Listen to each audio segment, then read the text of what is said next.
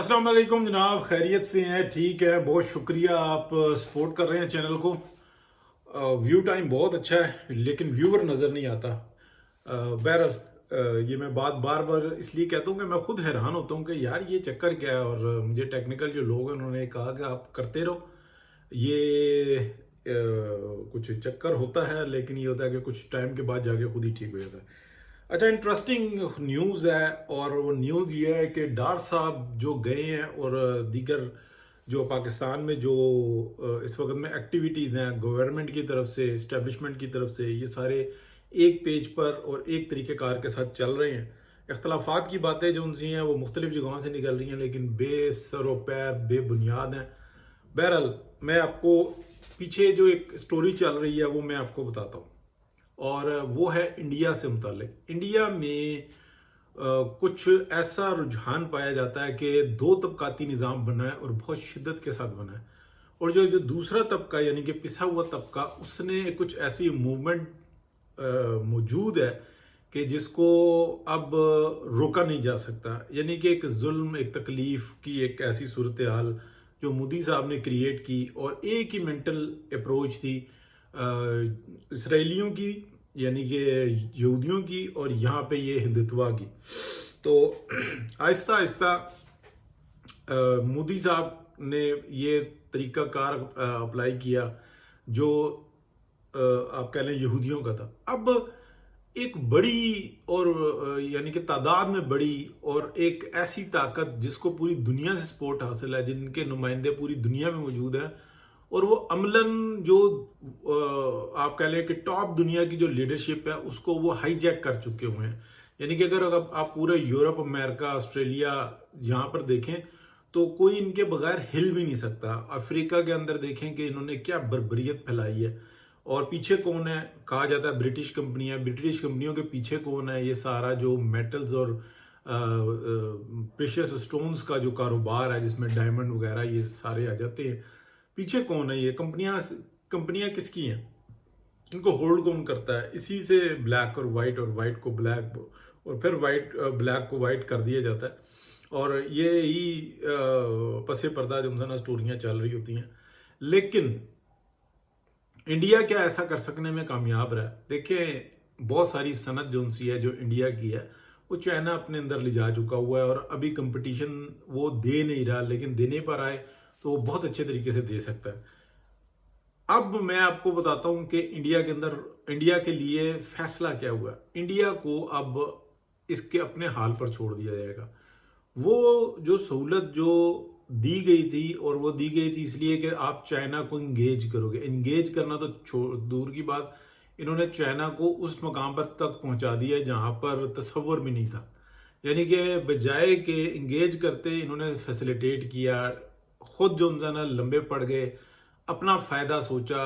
फिर ये इसराइल के साथ जो पिंगे बनाई वो भी खतरनाक साबित हुई। अब अगर कोई ये समझता है कि यूरोप और अमेरिका में जो एक जूइश लॉबी है उसके अगेंस्ट कोई लॉबी नहीं है, तो ये भी गलत है। उसके अगेंस्ट भी है, लेकिन वो बिल्कुल खामोशी के साथ जो ना अपना काम कर रही है, या दिफा कर रही है, या अपने उस वक्त के आने का इंतजार कर रही है कि जहां पर हम खुलकर बात कर सकें, और बहुत गौर से देख रहे हैं कि यार ये हो क्या रहा है। पूरा सिस्टम ही हाईजैक हो गया। क्या अद्वियात बना लेना, पीएचडीज कर लेना, और अच्छा यानी कि एक निज़ाम को अच्छे तरीके से कैप्चर करके और तमाम वो सहूलियात जो उनको अपने लिए चाहिए होती हैं वो निज़ाम में डाल के और ये सब कुछ कर लेना, क्या ये कोई अच्छी बात है?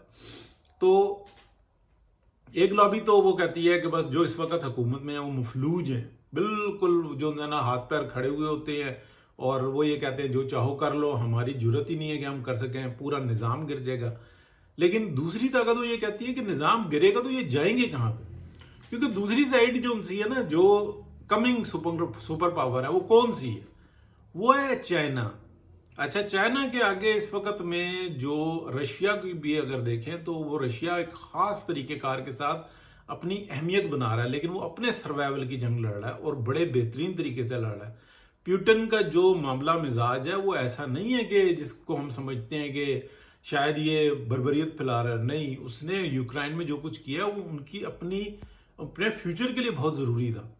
ہاں یورپ دیکھیں تو وہ یہ کہتا ہے کہ ہم نے آنے نہیں دینا قریب، لیکن جو علاقہ اس کو چاہیے تھا رشیا کو وہ لے چکا ہوا۔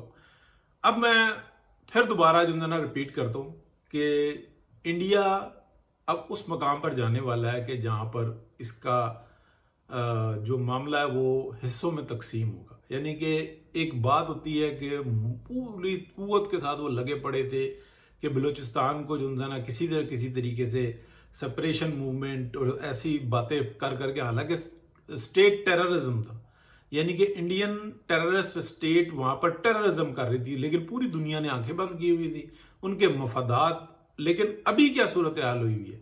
ابھی یہ صورتحال ہوئی ہے کہ انڈیا کو خود دیکھ رہے ہیں کہ یار یہ اتنا بڑا ہو کے، اتنی بڑی اپنا پبلک پاور رکھ کے، اور پوری دنیا میں بے روزگار ایکسپورٹ کر رہا ہے، اور اپنے ان کے اندر جو ہے نا مسائل وہ ٹھیک نہیں ہو کے دے رہے۔ ایجوکیشن اگر ہے تو اس ایجوکیشن کا صرف فائدہ یہ ہے کہ وہ انگلش بول سکتے ہیں۔ گندگی اور ان کا جو آپ کہہ لیں کہ لیونگ اسٹینڈرڈ ہے وہ نیچے سے نیچے جاتا جا رہا ہے۔ چند فلمیں بنا کے، چند ڈرامے بنا کے، اور تھوڑا سا نظام بنا کے وہ یہ سمجھتے ہیں کہ شاید ہم نے دنیا کے اوپر قابو پا لیا ہے۔ اگر بڑے جو انڈیا کے جو شہر ہیں ان کی اگر زمین کی قیمتیں دیکھیں تو وہ آسمان سے لگی ہوئی ہیں، لیکن وہاں پہ لینے کے بعد بندہ سوچتا ہے کہ یار میں کروں گا کیا؟